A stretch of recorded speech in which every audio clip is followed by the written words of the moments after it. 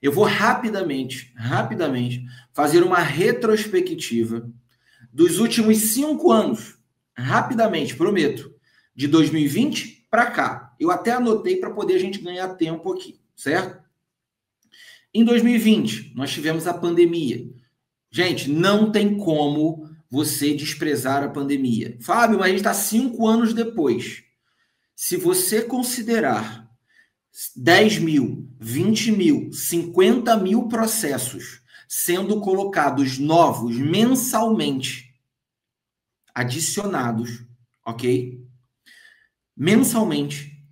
Pensa o que é um ano e meio com funcionários reduzidos, com funcionários trabalhando em horários limitados. O que às vezes você não entende é que os processos eles são colocados a cada mês 10 mil novos, 15 mil novos. E eu vou falar aqui com você rapidamente a respeito de alguns períodos que houve picos de procura, o que também impactou nesse volume que nós temos hoje. Então, não tem como desprezar a pandemia. A partir da pandemia, os prazos passaram a serem distorcidos. As expectativas dos prazos que existiam começaram a ser distorcidos. E aí vamos lembrar, o que aconteceu na pandemia? Primeira onda, ou as primeiras ondas, atingiam primeiramente idosos e pessoas com comorbidades. Se você fizer uma visita em Portugal ou na Europa, você vai ver que os funcionários públicos, em sua grande maioria, são idosos. São pessoas com mais de 50, 60, 70 vezes anos de idade. Ok? Então, você vai ver que o funcionalismo público, ou seja, pessoas que trabalham nesses setores, são pessoas normalmente idosas e normalmente pessoas que, pelo fator da idade, também têm comorbidades. Ou seja, foi um impacto direto nessa questão. Um outro fato que acontece em 2020, acontece nas dependências do CEF. CEF significa Serviços de Estrangeiros e Fronteiras, que era um órgão fundamental na parte referente à análise de processos, tinha um poder também de polícia, ou seja, tinha um braço administrativo e tinha um braço policial e investigativo. Houve a morte de um ucraniano em 2020 nas dependências do CEF em Lisboa. E o governo tomou uma decisão absurda. Não estou apoiando de forma alguma a morte de alguém, de jeito nenhum. Porém, o governo, na época do PS, Partido Socialista, do primeiro-ministro Antônio Costa, ok, decidiu extinguir o CEF. Veja essa decisão como foi totalmente desproporcional, ok? Totalmente desproporcional. Imagina, alguém comete um crime, mata alguém dentro de um exemplo, mata alguém dentro de dos Correios. Vamos fechar o Correio. Imagina uma coisa dessa. Acontece um crime dentro do Banco do Brasil, um banco público. Vamos fechar o Banco do Brasil. Acontece a morte de alguém dentro de um escritório, de alguma coisa da Polícia Federal. Vamos fechar a Polícia Federal. Sim, foi isso que aconteceu. Dá para acreditar nessa lambança? Então, em 2020, aconteceu essa tragédia, essa morte desse ucraniano, e a partir desse momento começou a degringolar, a ser desaparelhado o CEF. A partir desse momento, o CEF passou a ter os seus dias contados, uma vez que foi decidido a extinção desse órgão. Aí eu pergunto para você, qual país do mundo, país sério do mundo, que não tem uma polícia de fronteiras? Sim, Portugal ficou sem polícia de fronteiras por anos. Anos. Só que tem um detalhe, esse crime aconteceu em 2020. Sabe quando, de fato, o CEF foi extinto? Outubro de 2023. Você acredita nisso? 3 anos para poder uma decisão que foi tomada ser efetivamente executada. E aí entenda, de 2020, do final de 2020 até 2023, não houve mais investimento, não houve mais contratação. A estrutura do CEF foi sendo precarizada. Por quê? Porque ele ia ser extinto. Então você imagina, não houve novas contratações, não houve treinamento, não houve investimento. Perceba, os processos começaram a aumentar os seus prazos a partir de 2020. Eu estou mostrando para você algumas coisas que explicam isso.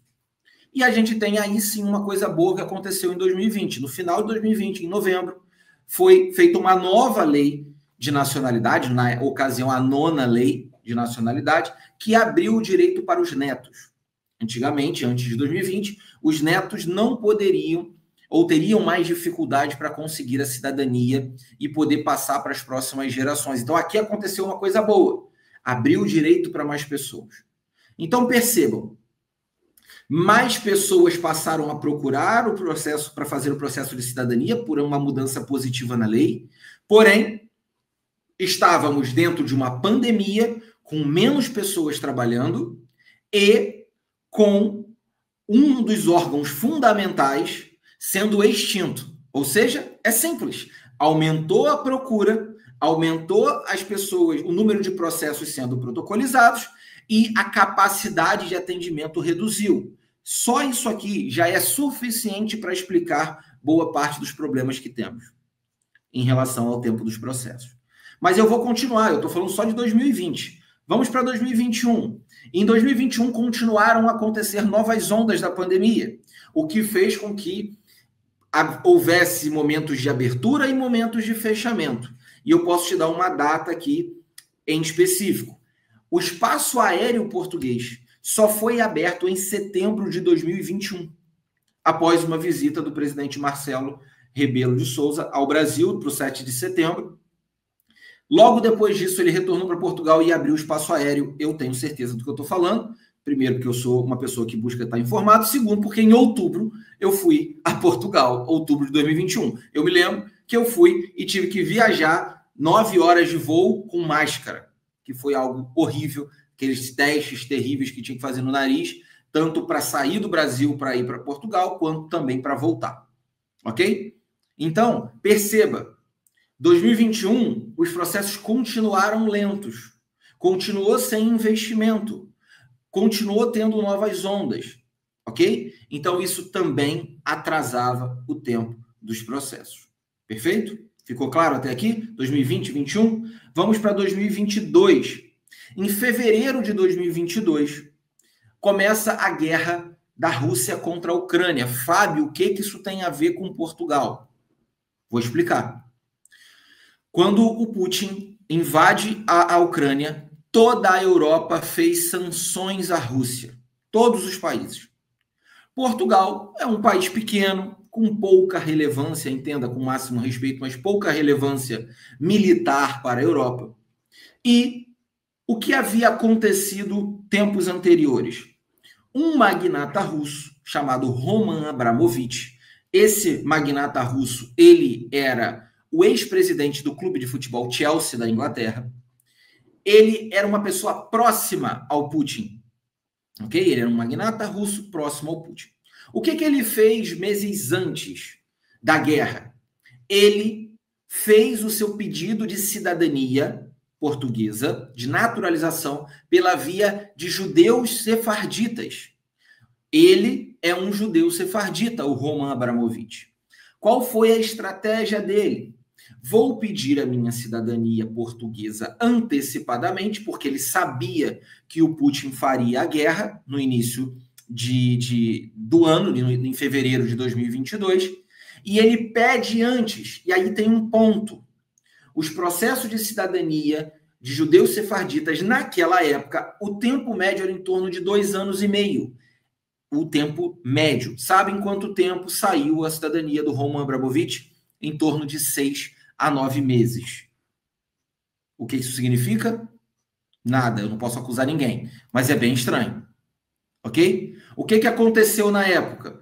Algumas pessoas foram afastadas, foram indiciadas, como se tivessem vendido um espaço, acelerado o processo dele, recebido suborno, e aí a chamada CIP, né, que é o órgão judaico lá da sinagoga do Porto, ela foi acusada pelo governo como tendo dado benefícios a ele. Ou seja, a sanção de Portugal à Rússia foi tentar tirar a cidadania do Roman Abramovich. Ok? Só que não foi só tentar tirar a cidadania do Roman Abramovich, porque pensem comigo, se ele é um magnata russo, todos os bens dos magnatas russos na época da guerra foram bloqueados. O que ele pensou? Agora eu sou um cidadão europeu, sou português, então eu vou deixar os meus bens protegidos, porque eu sou um cidadão português e não posso ser atacado por isso. Não adiantou, ok? A estratégia era movimentar o dinheiro dele, tanto é que ele teve que vender o Clube Chelsea. Ok? O que eu estou falando, tudo isso tem matérias de jornal. Eu já fiz uma live mostrando as matérias de jornal. Hoje eu não vou mostrar. Se você quiser, depois o Bruno coloca na descrição aí essa outra live. Tá bom? Que aí eu abro jornais da época, tá? Só que aí o que aconteceu? Não foi suficiente para eles tirarem a cidadania do Roman Abramovich. Eles atacaram também os judeus sefarditas. E aqui foi uma estupidez. Foi um absurdo.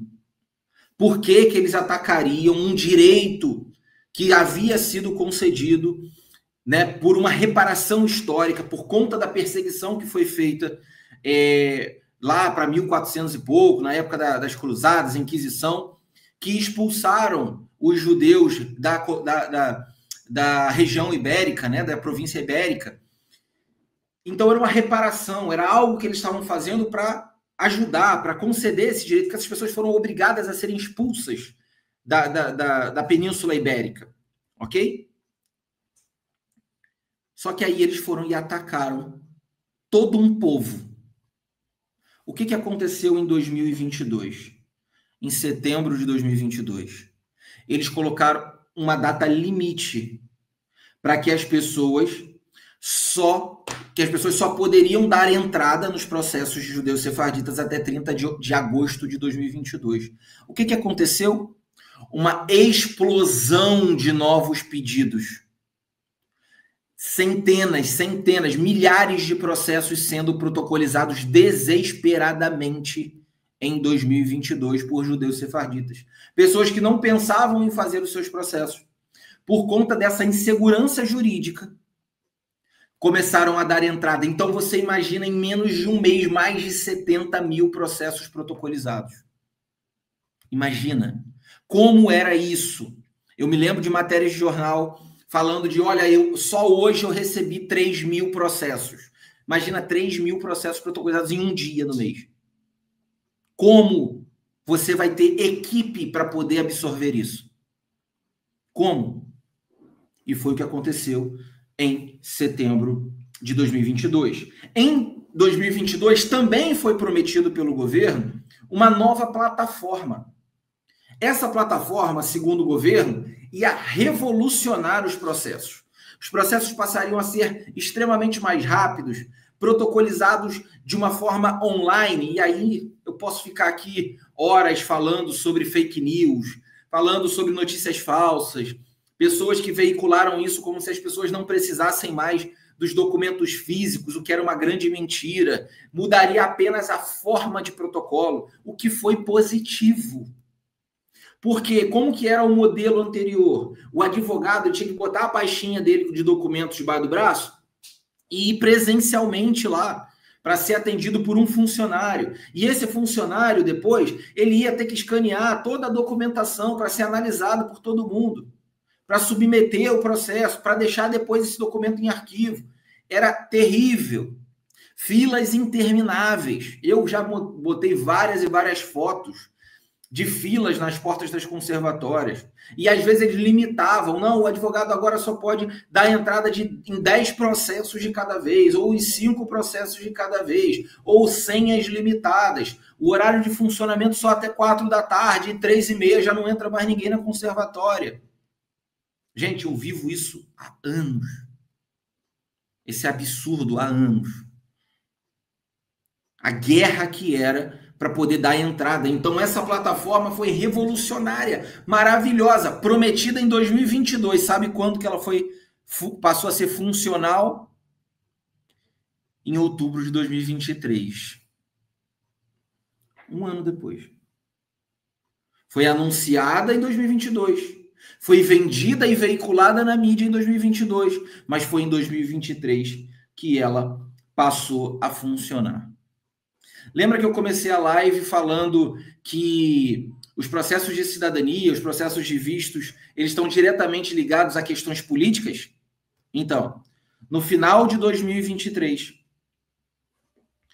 o então primeiro-ministro Antônio Costa, agora já estou passando para 2023, no final de 2023, o então primeiro-ministro Antônio Costa, que fez aquela lambança em relação ao CEF, foi pego, segundo a mídia, com questões de corrupção e ele foi destituído do governo, foi tirado do governo. Isso no final de 2023. Em 2023, foi proposta a criação de um novo órgão para substituir o CEF, um órgão chamado de AIMA. A AIMA é uma agência de integração, migrações e asilos. Resumindo, é a mesma coisa que o CEF, porém não tem poder de polícia.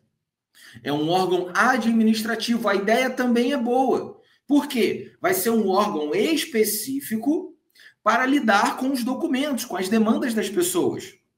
Ótimo. Porém, eu me lembro que não havia sequer carimbos com o logo da AIMA quando ela foi lançada. Não havia os procedimentos claros daquilo que deveria ser feito. Não havia liderança suficiente. E aqui entendam uma coisa.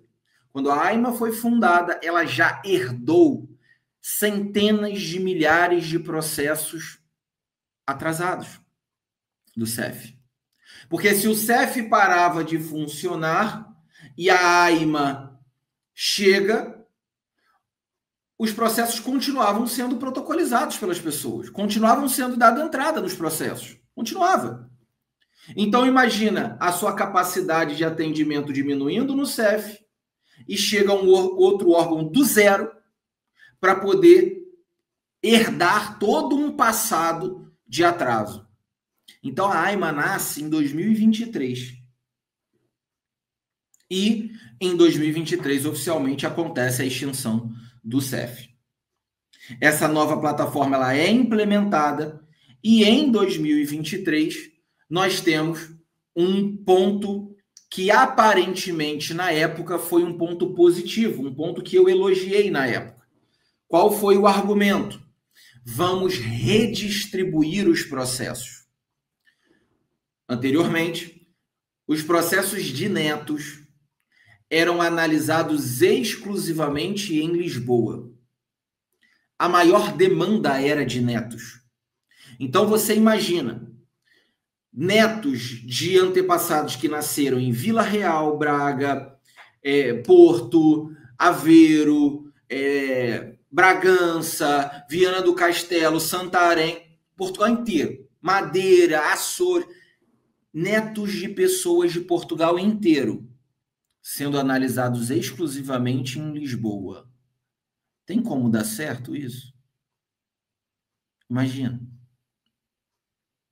Criaram um novo gargalo em relação aos processos de netos. Por quê? Imagina, são 20 distritos, 20 estados em Portugal, todos eles sendo analisados em um único estado, em Lisboa. O que isso gera? Fila. Aí houve uma notícia, e é um fato que isso aconteceu, que uma parte dos processos que estavam em Lisboa foram redistribuídos, ou seja, foram levados para outros locais. Só que sabe quais foram os outros locais? Um local, o Porto. E aqui tem um ponto muito importante que irrita muita gente. Foi perdida a cronologia dos processos. Imagina, você tem uma fila de 100 mil processos. Você pega uma parte deles e entrega em um outro órgão. A ordem de conclusões foi quebrada. Fábio, como assim? Eu estava aqui no meu esperando, mas tem uma outra pessoa que já saiu, sim. Porque foi quebrada a ordem cronológica do processo.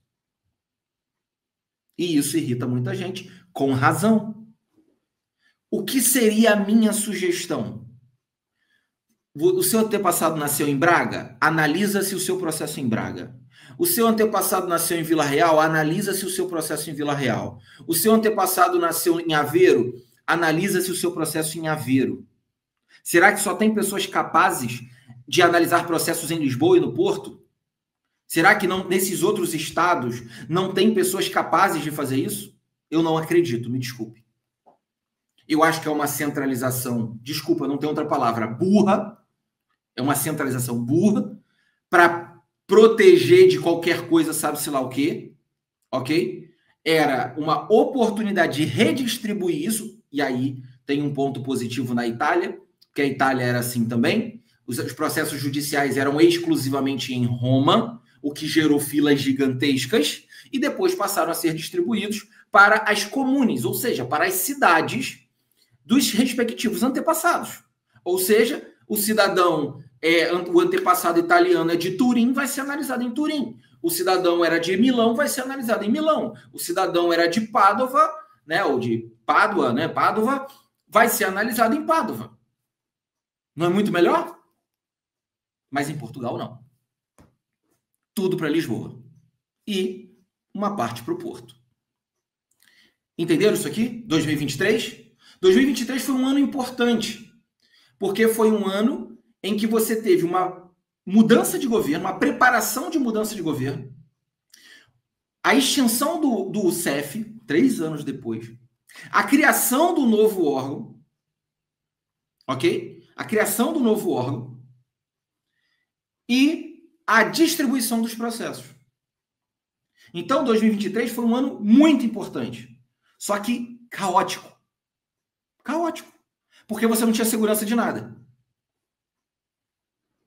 Quer ir para 2024? Vamos para 2024. Em março de 2024, se eu não me engano, dia 10 de março, o novo primeiro-ministro toma posse, Luiz Montenegro, que é o de agora. Depois eu falo sobre ele. Mas ele toma posse em março de 2024. Já estou chegando. A pauta dele é: nós vamos cuidar da imigração. Nós vamos manter as portas abertas, porém não escancaradas. Você vai ver exatamente esses termos que eu estou falando para você. Foi como ele falou. Portugal precisa de imigrantes, mas nós não vamos deixar as portas escancaradas, como estavam, segundo ele, o governo anterior. Ele é de um outro partido, é do PSD. Vamos traduzir? Uma centro-direita. Ok? O PS, centro-esquerda. Quando ele chega, ele já pega, no início do governo dele, uma crise na AIMA. Lembra que a AIMA foi criada no fim do ano? Ele já entra com a bomba. A AIMA está ineficiente. Ao longo do processo de 2024, a AIMA foi bombardeada de ações judiciais, porque ela não tinha capacidade de atendimento. A AIMA, lembra, é a Agência de Integrações, Migrações e Asilo. Ou seja, ela cuida do imigrante, do estrangeiro. E ela tinha uma fila de mais de 300, 400 mil processos de pessoas que já estavam em território português, vivendo em Portugal, e não tinham o seu cartão de residência. Acabei deixando o meu no carro, senão eu mostrava aqui para você o meu. E não tinham o seu cartão de residência. Olha só que loucura. Ele entra, imagina um novo primeiro-ministro chegando e já com uma bomba dessa para resolver, fruto do governo anterior. E ele coloca isso como pauta do governo dele. Eu vou resolver. Eu vou atualizar. Eu vou fazer com que as pessoas possam estar com seus documentos. E aí ele começa a criar meios para isso. Ele começa a contratar pessoas, a abrir novos centros, a trabalhar com horários mais estendidos. Lembra que eu falava que os horários normalmente eram até 4 horas? Começa a estender. Ele cria uma espécie... Lembra daqueles hospitais de campanha da pandemia? É mais ou menos como se fosse isso. Eram centros de missões, que ele chamava, né? Para poder receber esses imigrantes que estavam com um documento atrasado, né? Ou vencido, vamos dizer assim, ou sem documento. Porque o governo anterior havia criado um dispositivo chamado CPLP, que era uma forma de regularização em massa. Essa regularização em massa foi uma resposta para o Problemão que estava, mas não era a solução imediata. Imagina você, um cidadão, por exemplo, brasileiro, que está em Portugal, e ao invés de você ter um cartão de residência, você tem uma folha de papel ofício.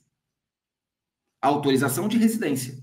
CPLP era uma folha de papel ofício, que a pessoa imprimia da internet e aquilo inicialmente tinha uma validade de 1 ano.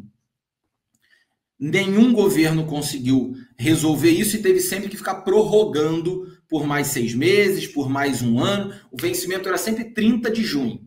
30 de junho. Então, a cada 30 de junho, renovava por mais 1 ano. E mais 1 ano. Agora, no último dia 30 de junho de 2025, ele renovou só agora até o fim do ano. Veremos.